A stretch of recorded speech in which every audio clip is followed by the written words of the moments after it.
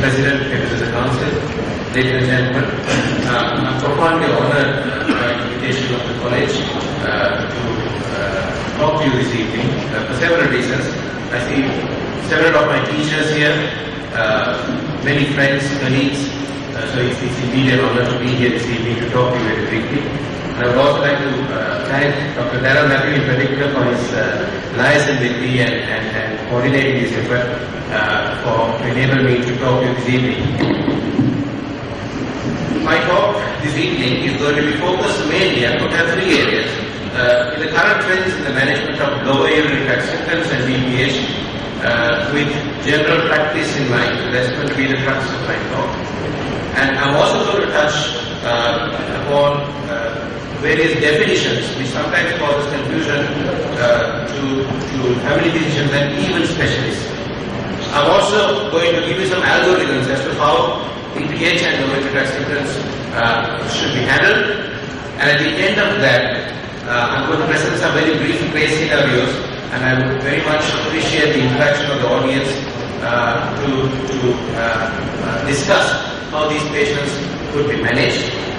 Following this, if we have time, I'm going to then get on to my pet area, which is of course surgery, and give you some of the new developments in this area very briefly within a matter of minutes. So there you are. These are the definitions we commonly come across. Definitions of benign prostatic hyperplasia are many. Commonest presenting features are characterized as lower urinary tract symptoms. I'm going to elaborate on this in a moment in the next slide. So you need to remember that this is a group of symptoms. It's not one symptom. It is a group of symptoms which can be divided into voiding as well as benign. PPE is commonly referred to as benign prostatic enlargement, and that is the macroscopic enlargement one may see on examination or on ultrasound. But we must also remember that enlargement is always not necessary to cause obstruction. You can have a very small prostate, hardly palpable rectally, but causing significant bladder outflow obstruction. Bladder outflow obstruction, or BOO, as it commonly is referred to, is a more functional problem which results from enlargement, results in lux and further complications. So it is a urodynamic element. There is a pressure flow and symptomatic element to this, and that is known as bladder outflow obstruction. BPH per se is a histological diagnosis, and anybody who would have histology analyzing their prostate at the age of 40-45, you would find that there are histological characteristics of hyperplasia, which is enlargement in the cell size as well as increase in the number of cells in the prostate. Benign prostatic obstruction and bladder outflow obstruction are synonymous, but remember, bladder outflow obstruction can occur in the absence of prostate. So in other words, BOO, bladder outflow obstruction, can occur in children due to neurogenic problems, and indeed in females due to other causes.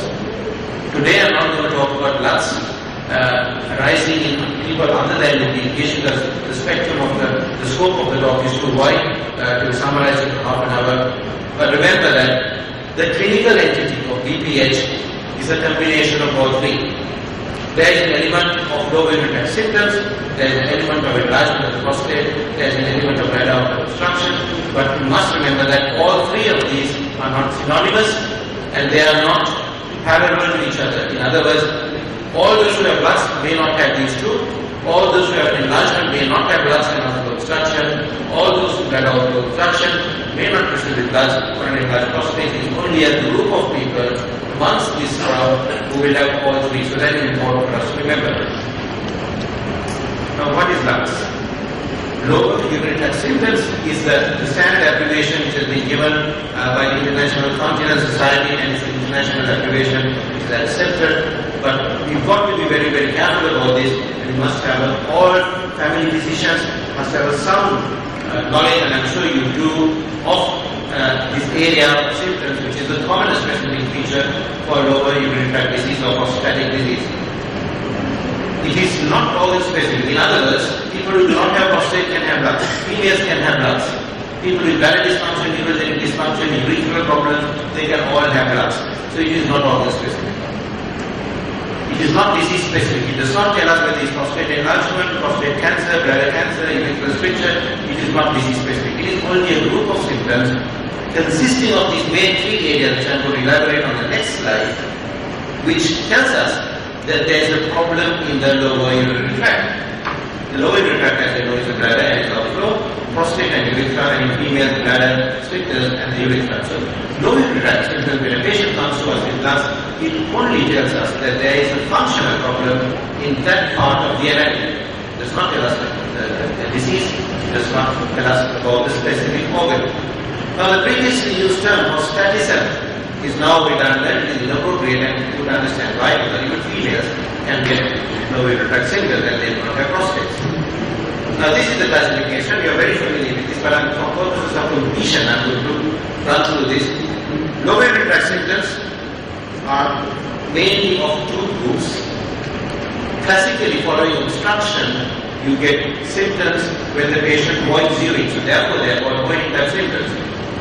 Symptoms may further be detailed as hesitancy, that is difficulty in initiating, the stream being poor, intermittency or breakage to the flow of urine, the need to strain, and terminal dripping.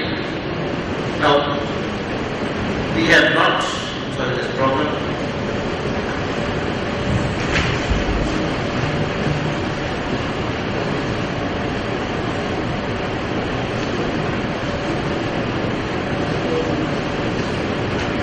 Sri Lanka, the Ministry of Health of Sri Lanka has made its own initiative to have guidelines for urinary tract symptoms, and I was privileged to be one of the principal authors in this. And we have classified dysuria, or painful micturition, as well as the presence of a thin stream also as a voiding symptom, which is not included in the International Confidence Society classification. These are the voiding symptoms, and certain other symptoms occur during the filling phase of the bladder, when the patient is not voiding but the bladder is filling up.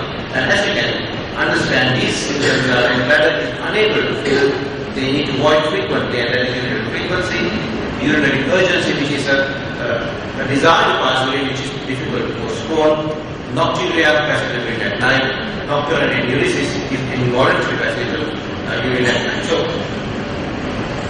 many of you, if not all of you, are faced with this problem with patients very frequently, and it is very important for us to have a sound understanding of the symptomatology as well as the classification, because this gives us some ideas what the pathogenesis of this problem might be. Of course, the third category is incomplete evacuation of the patient, complete voiding, they feel that there is no left behind. Definitions I'm going to just skip because they're self-explanatory. Urgency, sudden compelling desire to pass urine, urgent incontinence is involuntary leakage associated with the leak. Remember, I'm not going to touch on that, but urinary incontinence has many types. Urgent incontinence is only one of them. We are very familiar with this. We know that the prevalence of moderate as well as severe urinary symptoms increase with age. This is mostly because of the pathogenesis of benign prostatic hyperplasia together with various other problems which occur in the bladder and the outflow. And this slide tells you that in different populations, Asia, USA, Canada, the story is the same. With increasing age, plus the incidence of rust increase. Now, this is another important slide I would like to spend some time on, and that is the causation of urinary tract symptoms. As you would appreciate, these symptoms are not disease-specific and organ-specific, and this is just a few important or common causes of urinary tract symptoms. It is not comprehensive, it is not exhaustive. So, filling time or symptoms that such as frequency, urgency, incontinence, nocturia may occur due to a whole host of causes such as urinary tract infection, overhydration, underhydration, dietary problems, social habits, excessive smoking, excessive caffeine, coffee intake, tea drinkers, bladder stones, bladder carcinoma, we cannot forget bladder carcinoma, outflow obstruction is one of them, neurogenic bladder disorders, strokes, neuropathies, and various drugs including diabetes. Similarly, voiding type urinary tract symptoms occur due to various causes, of which benign prostatic hyperplasia is only one. Benign prostatic hyperplasia is only one of the causes of urinary tract symptoms. Prostate cancer almost mimics a similar process of symptoms, and you should not forget that prostate cancer mimics BPH in its early stages. Urine restriction disease is a common cause of blood in younger patients, venous stenosis, and sometimes a failing to obtrusive or bladder muscle can also cause poor boiling apart from that of obstruction. So this list of differential diagnosis is very important for you to remember when you're trying to figure out the pathogenesis of a patient presenting with lungs.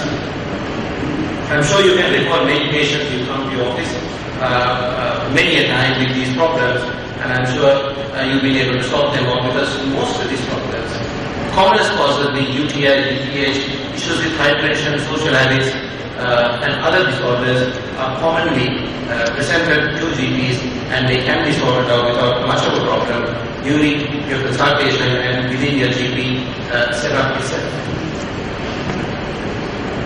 This is a crowded slide, but all what it tells you is that comprehensive assessment is necessary. There are no shortcuts. If you take a shortcut and if you see these patients long enough, we are all going to get stuck, and that includes the specialist. It is easy for us to depend on ultrasound and not examine the patient. It is easy for us to depend on a PSA and not do a rectal examination, hoping that the PSA is reflective of prostate cancer. It is not, because the most aggressive, nasty forms of prostate cancer may present with a normal PSA because they are not cyclical. So this slide, and it's crowded, you can go through it, I'm not going to elaborate, tells you different ways by which the patient needs to be assessed, and it is essential. You may not need to do the entire host of investigations, which is more specialist oriented, but a basic, I will tell you in a moment what is essential, but this just emphasizes that proper history, clinical examination, including focused neurology of the lower limb, and basic investigations will give us the diagnosis in the vast majority of patients. It's only a minority who will have problems that require special investigations and further assessment by a specialist. So this is pretty much family physician's domain and a family physician's problem that he or she can sort out in the office. Another very contentious topic. Most patients with lungs will respond to straightforward treatment. So why do we see it? The answers are there, and this was quoted from an article early in the 1997, where we need to make an accurate diagnosis because a percentage of people will have more than one problem. A percentage of patients, as I will enumerate in a moment, will have complications arising from BPH. We also need to assess them because we do not know how they are responding. If you don't have a baseline, parameters, we will not know how they are responding, because as you see that Venn diagram with 3 circles, symptoms are only one component of the disorder. So we cannot depend purely on symptoms to assess, diagnose, or follow these patients up, and therefore we need to depend on further investigations to monitor these patients. Prostate cancer presents and has a major overlap with BPH, so unless you do PSA, you may not diagnose early prostate cancer. We also need to be safe. I think there were several talks earlier on today. We need to be careful about what we do, and we've got to be to some extent safe and protective, so we need to be safe and have an accurate diagnosis to exclude lawsuits. And indeed, the author here was genuine enough or frank enough to say that the investigations are also items of service income. So for those of you who run a family practice and for those who run hospitals, I don't think we need an apology to say that you need to run your services and certain essential investigations when it's available in your facility. If you don't do them and if you miss a diagnosis, you do not have a leg to stand on. So while being items of service income, they facilitate accurate diagnosis. So how do we assess patients with BPH or LUTS? We've taken a history, we've examined them, found nothing wrong. Prostate is moderately enlarged, it feels clinically benign. The key assessments that are necessary would be the basic urine analysis. This everyone must have. There is no excuse for not doing urine analysis. You may not do a flow rate or an ultrasound or a PSA, you are not liable to any kind of problem. But if you do not do a urine analysis, well, you've got a problem there. So you need to do a urine analysis, and I will enumerate to you why other tests will be done in a moment, and these include ultrasound. When symptoms of irritation such as frequency, urgency, incontinence are there, an X-ray may be helpful to diagnose gallstones. If you suspect chronic retention or complicated BPH, the serum creatinine will tell us whether there is obstructive uropathy. In other words, urine tract obstruction resulting in pressure, effects of the kidney resulting in renal impairment. So, ultrasound is important, and also urine flow meter will enable you to quantify the speed at which we pass urine along with PSA and other investigation. So let's get on with each of them. Urine flow meter is a process where you get the patient to pass urine into a funnel which is fitted with a flow meter, and it gives us a reading like this. The patient must have a minimum volume of 150 or 200 to produce a reasonably predicted flow rate, and the flow rate will tell us whether the patient has obstruction or not with some degree of certainty. As the flow improves, the chances of obstruction are less, and as the flow reduces, the chances of obstruction become greater. So I'll show you some slides to use these predictors, but what you need to remember is that the flow rate is simply done, it's inexpensive, and it will give you some prediction or assessment as to how good or bad the patient's flow is, because sometimes symptoms do not correlate. Patients do not have symptoms, but they have poor flow. Patients complain of very poor flow, but when you do flow rate, their flow is good. Also, when you treat them with various medications, you need to know baseline to see how they have improved. So these are the values of doing the flow rate. That's a prostate symptom score. It looks very cumbersome, but all what it asks the patient is as to how symptomatic the patient has been over the last month, and it gives you various parameters, and I'm very pleased to say that Dr. Shian, who is attached to the Department of Family Medicine at University of Srinath, validated this version of the symptom score into single-age, and he has also won an award for this paper called the Surgeons. So Dr. Shian has now translated this to single-age, and translation is not just a simple measure of writing something in single-age, it's got to be validated statistically, and this single-age version will be available to you in the near future on the College of the Association of Urology website.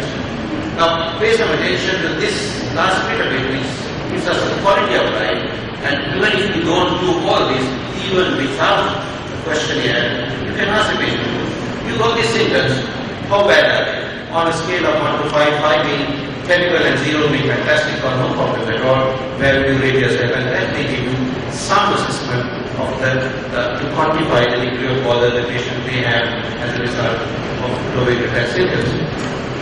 So the same thing, looking at quality of life, which is important. Next we come to bladder ultrasound. I think we can just skip this slide. Bladder ultrasound gives us a lot of information. So it is a highly recommended or a strongly recommended investigation for those who present with low tract symptoms, both to exclude other problems like cancer, stones, diverticularity, hydronephrosis, prostate volumes. Ultrasound gives you a whole host of information, and it is highly recommended. Now this slide demonstrates the thickness of the bladder, and here it gives you the correlation. In the bladder wall thickness is more than 3.5 millimeters, it strongly correlates with significant bladder outflow obstruction. So this is something you need to ask when you do an ultrasound, KNDB, which is K-Unit bladder, plus post-void residual urine, which is to look at how much they leave behind after passing urine. You can also ask for prostate volume and bladder wall thickness, and our radiologists are quite tuned to this because we've been talking to them regularly, and they will give you the measurement. So it is important for us to make a diagnosis. I think useful for us to make a diagnosis. Bladder ultrasound. I just mentioned residual urine, and this is a patient who is now voided. He still the bladder measured, the pre-void volume is now past urine, and he still leaves a lot of urine behind. Now this, it is more than 200 or 250, bordering 300, is diagnosed as chronic retention. They are able to pass urine, but leaves a lot of urine behind, and this will give us an indication that the BPH or prostate enlargement, in other words, the outflow obstruction, is now becoming complicated. It also gives us a measurement of prostate volume, which is given here. Additional diagnosis such as the bladder diverticular, which you can see here, and the degree of intravenous. Now you don't need to remember all this, but remember ultrasound is extremely versatile. It can tell us more than one thing about BPH and low tract symptoms. So the degree of intravenous protrusion, in other words, how much the prostate protrudes into the bladder, is predictive of the the degree of outflow obstruction. And we know higher the degree of intravesical protrusion, lesser the chances of response to medical therapy, and they are likely to be surgery. So these are all validated, internationally accepted ways of assessing the urinary tract. Example of a urine flow metric again. This patient has a good flow, likely to be obstructed. 5, 10, 15, almost 20. This patient has a poor flow is likely to be obstructed. The likelihood of obstruction is given here. You do not need to remember this. Higher flow, less obstruction, lower the flow, more the chances of obstruction. Some people come with no frequency, and this may be a result of overhydration. So the value of a frequency volume chart, which are all familiar with, I'm not going to dwell into this. The frequency volume chart cannot be overemphasized in a patient who is predominantly complaining of urinary frequency and nocturia. They may simply be drinking too much, and Sri Lanka are very fond of water therapy and tea coconuts and various things, and overhydration could be the primary cause behind their urinary frequency. Now, the assessments I mentioned up to this are basic and they are important, and that includes the PSA, which I have not yet spoken about, because you know that all prostate cancers are not capable, but prostate cancers do present almost just the same like BPH. So unless one does a PSA, you may not pick this up well enough. But you also have to remember, I think this is a take-home message for you. PSA is not God sent to diagnose prostate cancer. It is not. There are a lot of inaccuracies. If you do a PSA and it is high, prostate cancer is only one of the causes why PSA can be high. Any other factor which causes acute disruption of prostatic epithelial cells, which could be UTI, catheterization, prostatic biopsy, recent prostate surgery, all these things will also cause an elevation in PSA. So we've got to be careful when we interpret PSA, and we've also got to be very careful about the circumstances under which you prescribe a PSA, because if the patient's clinical diagnosis is UTI, don't do PSA. His PSA is going to be high, and you're going to cause undue anxiety to the patient and a diagnostic dilemma to yourself. Similarly, all instances where the PSA is normal does not give you the security that there is no prostate cancer.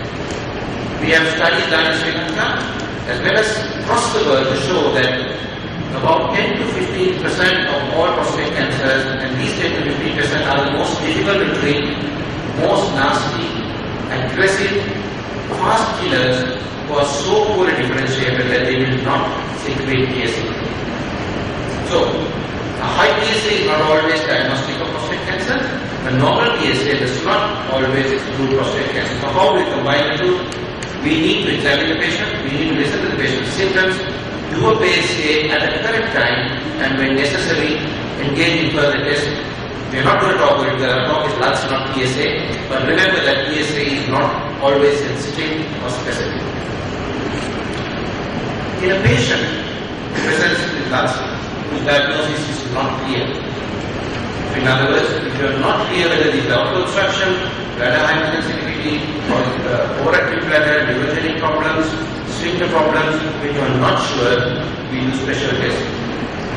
I can't even think of myself.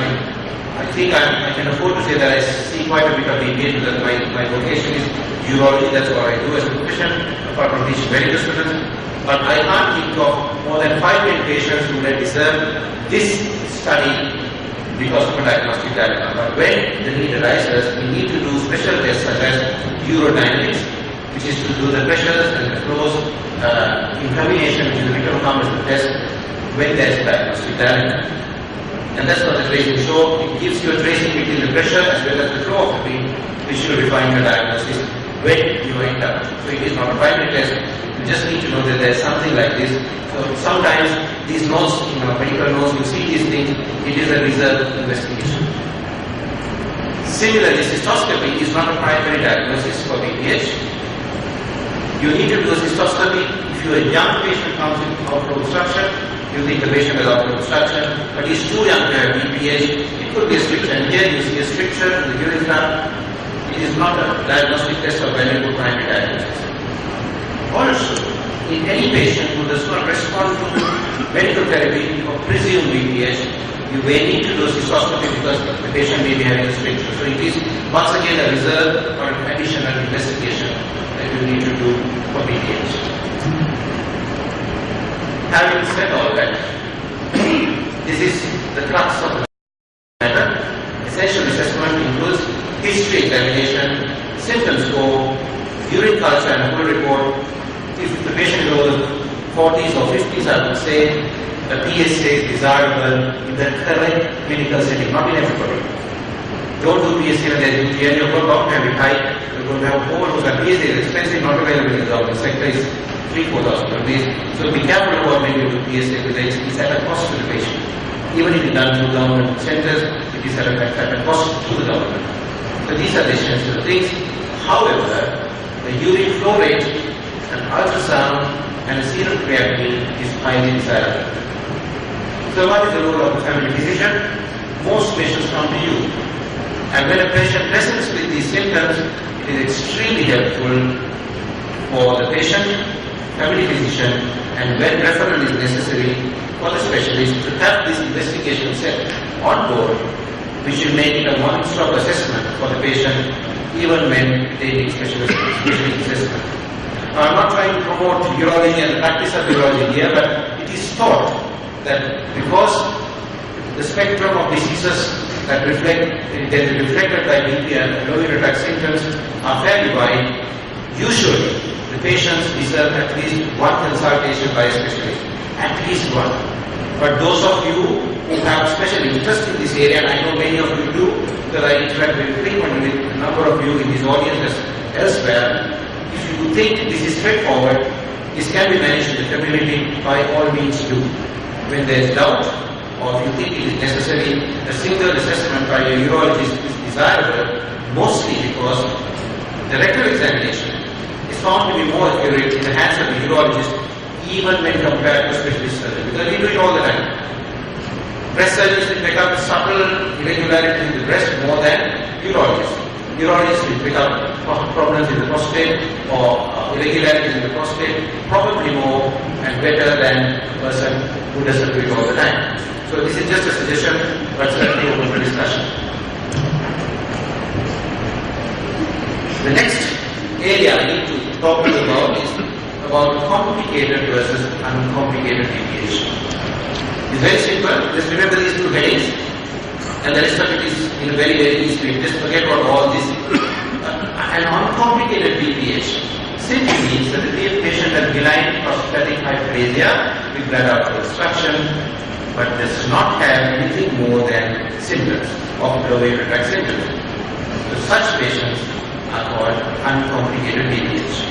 This is very important because the way you manage these two groups are entirely different. So what is complicated BPH? Complicated BPH means when there is bladder outflow obstruction resulting in recurrent infections. In other words, people can get UTI even without prostate enlargement, but if the infections are due to chronic retention, if chronic retention with increased amounts of vesicular urine causes bladder stone formation, if the patient is having hematuria due to prostate enlargement, if the patient is in chronic retention with pressures transmitted to the kidney, as you can see here in this diagram, causing hydronephrosis or renal failure, that is called complicated BPH. Uncomplicated BPH, complicated BPH. Uncomplicated BPH, bloods, no further complications or no further sequelae, bloods only, prostate is enlarged causing outflow obstruction. Complicated BPH, prostate is enlarged, bladder outflow obstruction is there with further sequelae such as infection, stores, hematuria, hydronephrosis and retention. Now, why is this important? The primary method of managing uncomplicated BPH is medical therapy, and that's entirely in your domain. Medical therapy can be one of many ways. We will talk about it in a moment. The way to manage complicated BPH is essentially with surgery. There's hardly any case for medical therapy with complicated BPH. There are exceptions, but we don't need to talk about it. Medically infirm patients or not because you might have no choice but to do that. But generally speaking, complicated BPH is manifest with surgery and complicated by medical therapy.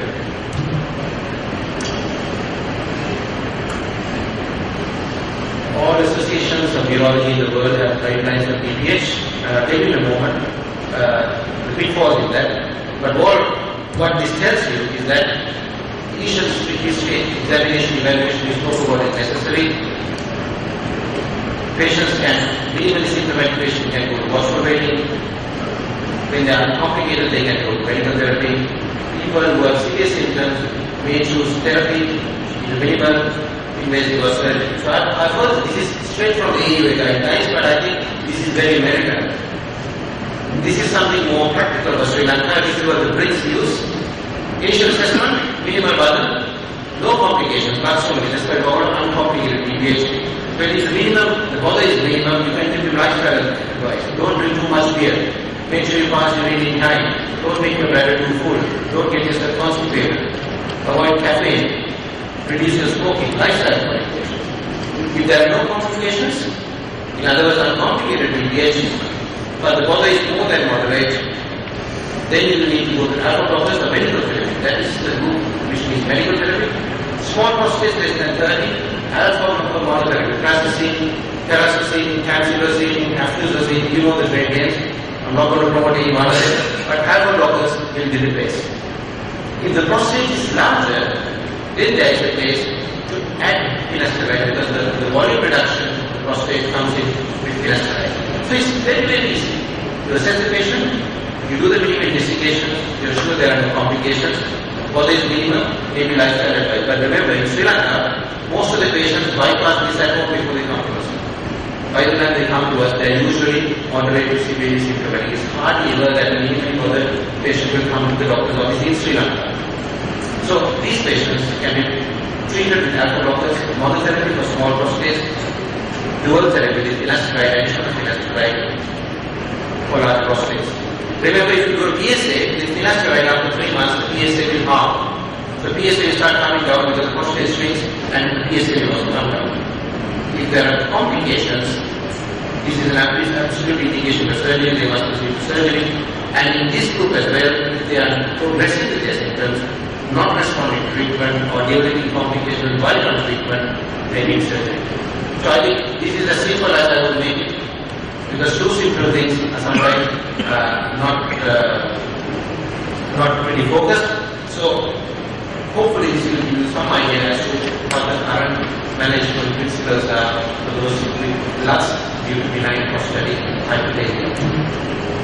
Just to impress upon you the urgent indications of surgery, these categories should have surgery straight away and electively such patients, especially in Sri Lanka, patients who have poor compliance, people who are difficult to follow from far away. Finasteride is not available in the government formulary. They have to afford to be able to afford to buy the drug, and such patients too can sometimes be considered for surgery.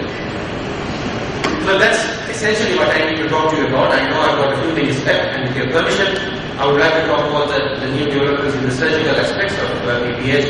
But before I do so, I would like to ask the chair whether I would like if I can present some cases and have an introduction of the audience, and if you have time to do that. If you have time, you want to. I think it's stated on Sunday, so we will be able to move on to that. I'm going to just touch on one patient here.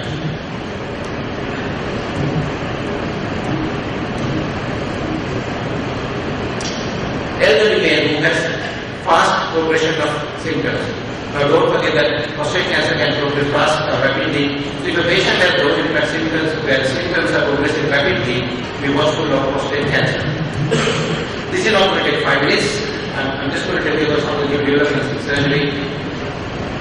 The objectives for doing surgery that of reconstruction has changed. In the early era where theatres were like this, where you had to do drama, where you had to do open surgery, it was a question of relief from a catheter and surviving the operation, preventing death.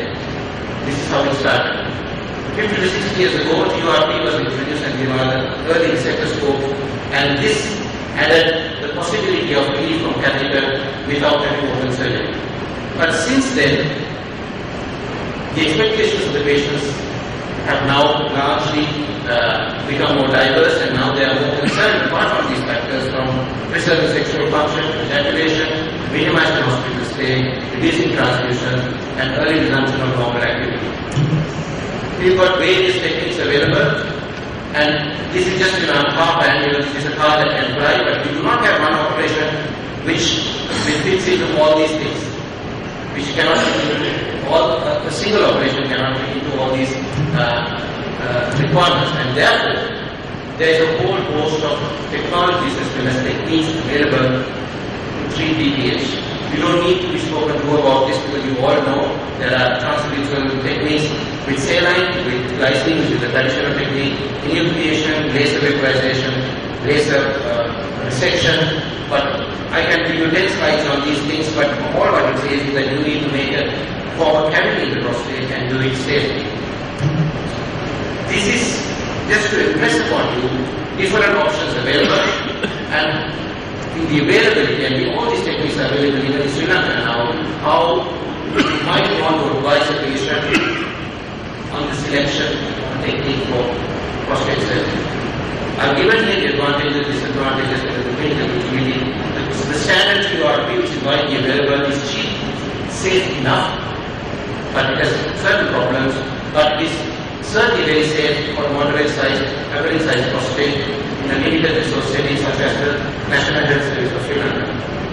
QRP has been made better with resection in saline, which is a bipolar technique. It is as safe, as cheap, but there is no QR syndrome. So it is better for high-risk patients.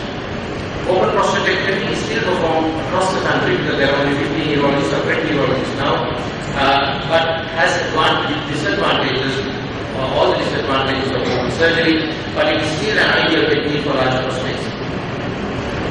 You know about green light surgery or green light laser surgery, but it is probably the safest.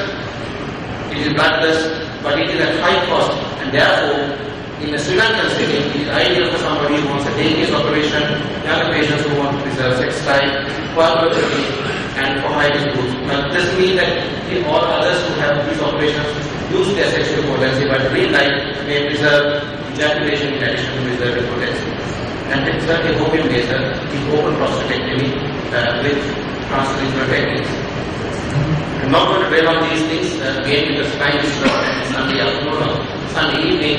Just to tell you that we've been fortunate to pioneer a new technique of prostate surgery through our department of surgery, which is to preserve ejaculation. This is because, despite numerous advantages that have been offered with new technologies, retrograde ejaculation was never conquered. The incidence of retrograde ejaculation was always over 70% even after dating. But 3 centers, one in the States, one in UK, and our center in Sri Lanka, we have managed to pioneer this new technique of ejaculation preserved prostatectomy, which is just a change in our thought process where we preserve or conserve a bit of tissue at the apex, which facilitates antegrade ejaculation, which has now shown promising results.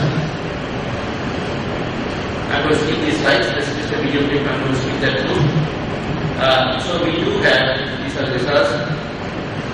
A new addition to the options available for transmutual resection, which is an ejaculation preserving QRP, which is the new addition of technique to BPH. Thank you, ladies and gentlemen.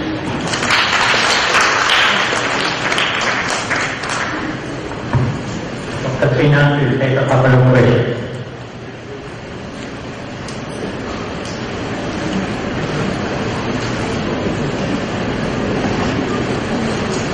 Yes, Jan. The appropriate leader setting, pre-PMC of adoption and Yes, the PGSA is to refine the diagnosis of prostate cancer. If you got a patient who's got borderline IPS, for example, 5, 6, 7, bordering 10, and clinically which is doubtful prostate cancer, in that setting during the PGSA, the ratio is less than 10%, is more likely to be prostate cancer. So yes, there is a place that you want to refine the diagnosis of prostate cancer.